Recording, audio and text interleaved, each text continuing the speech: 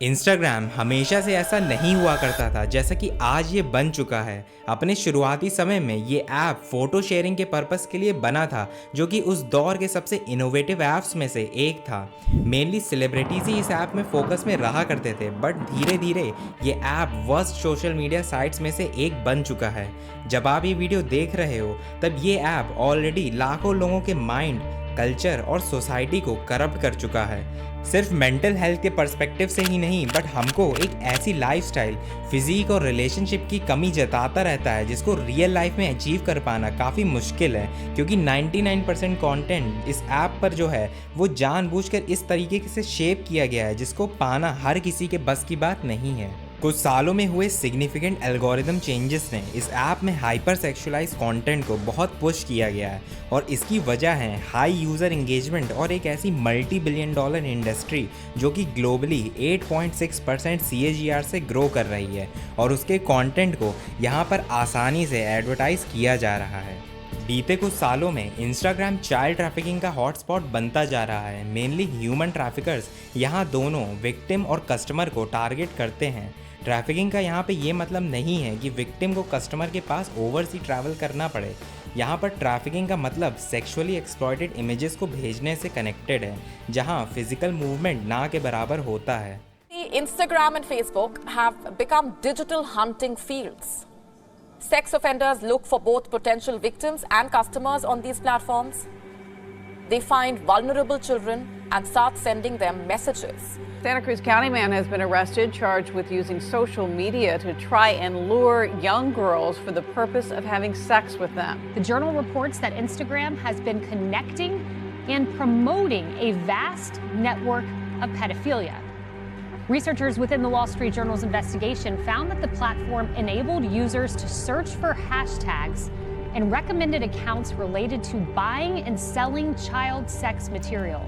और इंस्टाग्राम ऐसे ट्रेडर्स का फीडिंग ग्राउंड है। इन ट्रेडर्स के सबसे आसान टारगेट वो लोग होते हैं जो कि काम की तलाश में as a labour foreign travel करने के लिए भी राज़ी हों, पर वहाँ जाकर चीज़ें वैसी नहीं होती हैं जैसे कि बताई जाती हैं। सऊदी अरेबिया जैसी कंट्रीज़ ऑलरेडी ह्यूमन राइट्स के वायलेशन करती आई हैं। सोशल मीडिया इन्फ्लुएंसर्स आज की तारीख में सबसे फास्टेस्ट ग्रोइंग मार्केटिंग टूल बन चुके हैं, और ये कॉन्स्टेंटली बढ़ता भी जा रहा है। मार्केटिंग के लिए brands billions of dollar invest करते हैं ऐसे इन्फ्लुएंसर्स की कम्युनिटी और फॉलोइंग को अपनी मार्केटिंग कैंपेन में, और ह्यूज फॉलोअर्स वाले क्रिएटर्स इससे मोटा पैसा भी छापते हैं। बट आप मानोगे नहीं, बट इनमें से कई सारे ऐसे इन्फ्लुएंसर्स हैं जिनमें सच में ऑर्गेनिकली इतनी फॉलोइंग अर्न की ही नहीं है, बल्कि उन्होंने इसको खरीदा है। रीसेंट रिसर्चेस बताती हैं कि 49% इंस्टाग्राम इन्फ्लुएंसर्स ने फॉलोअर्स नॉन ऑर्गेनिक तरीके से कमाए हैं, और हर 4 में से एक इंस्टा इन्फ्लुएंसर के टोटल फॉलोइंग का 15% खरीदा हुआ है, और 4 में से 3 ने तो अपने पूरे लाइफ टाइम में 10,000 फॉलोअर्स कभी ना कभी तो खरीदे ही हैं। इस लिस्ट में आपको वो कई बड़े नाम देखने को मिल जाएंगे जिनकी टोटल फॉलोइंग में कुछ परसेंटेज फेक फॉलोइंग का भी है। पर जब तक ये नंबर बड़ा नहीं हो जाता तब तक ये ब्रांड के लिए भी उतना ही इररिलेवेंट बन जाता है कोलैबोरेशंस के लिए। आज ये प्लेटफॉर्म फोटो शेयरिंग को छोड़कर सेल्फ प्रमोशन की ओर ट्रांजिशन कर चुका है, जहाँ पर 14 साल के बच्चे भी एक अच्छी खासी ऊंचाई तक पहुँच सकते हैं। पर इस स्टोरी में ट्विस्ट तो ये है कि इतने नेम और फेम के लिए उनको इस हद तक भी गिरना पड़ सकता है कि उनको अपनी इंटीग्रिटी भी बेचनी पड़ सकती है ऐसे सुपरफिशियल गेन्स को हासिल करने के लिए, इंक्लूडिंग हाइपर सेक्सुअलाइज्ड पिक्चर्स। और जब एक लेवल पर आकर उनको सिग्निफिकेंट फेम और फॉलोइंग मिल जाती है तो फिर वो इन्फ्लुएंसर्स कहलाते हैं और ब्रांड कोलैबोरेशन के लिए भी एलिजिबल हो जाते हैं, और किस्मत अच्छी रही तो वो खुद का भी ब्रांड प्रमोट करने लगते हैं। ऐसे कम उम्र के कई इन्फ्लुएंसर्स ने सेम स्ट्रैटेजी को फॉलो करके महीने के 1 से 10 लाख रुपए की कमाई का जरिया बना लिया है। बस करना क्या होगा, आपको अपनी मान और मर्यादा को बेचकर रील्स बनानी होंगी और पैसा खुद आपके पास चल कर आएगा। बेसिकली इंस्टाग्राम एक ऐसा सोर्स बन चुका है जिसके थ्रू आप मॉडलिंग या फिर एंटरटेनमेंट इंडस्ट्री में ईजिली अपना कैरियर बना सकते हो। और इसी के साथ शुरुआत होती है एक इविल इंडस्ट्री की, ब्यूटी की।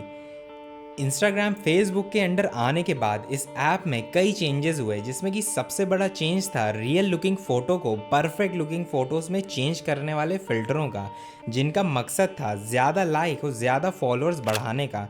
पर ये इंडस्ट्री और भी ज़्यादा बदली जब अनअचीवेबल ब्यूटी स्टैंडर्ड्स की तरफ इसके डायरेक्शन हुआ।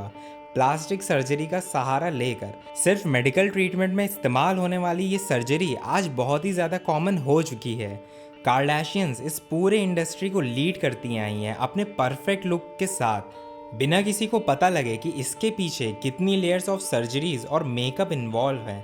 पहले इस टाइप की फैसिलिटीज़ सिर्फ रिच और फेमस लोग ही कराते थे, बट थैंक्स टू इंस्टाग्राम अब आप अपना ये ड्रीम लुक इनके फिल्टर्स की हेल्प से सेल्फ क्रिएट कर सकते हो बिना किसी सर्जरी के।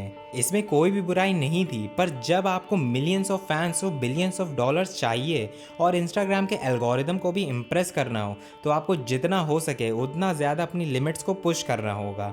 इन्फ्लुएंसर्स कॉन्स्टेंटली ऐसी परफेक्ट लुकिंग फ़ोटोज़ से बम्बार्ड होते रहते हैं और वहीं अपनी अनफिल्टर्ड इमेज को उनसे कंपेयर करके उनको परफेक्ट लुकिंग बनाने की रेस में निकल पड़ते हैं। परफेक्ट फेस और ब्यूटी स्टैंडर्ड्स इतने ज़्यादा हाई हो चुके हैं कि अगर आपकी फ़ोटो किसी डेटिंग ऐप पर आए तो वो स्वाइप टेस्ट को पास करनी चाहिए, जिससे और भी ज़्यादा मेल और फीमेल को फियर ऑफ रिजेक्शन की ओर ढकेल दिया है, क्योंकि उसके पास वो इंस्टाग्राम वाला फेस नहीं है।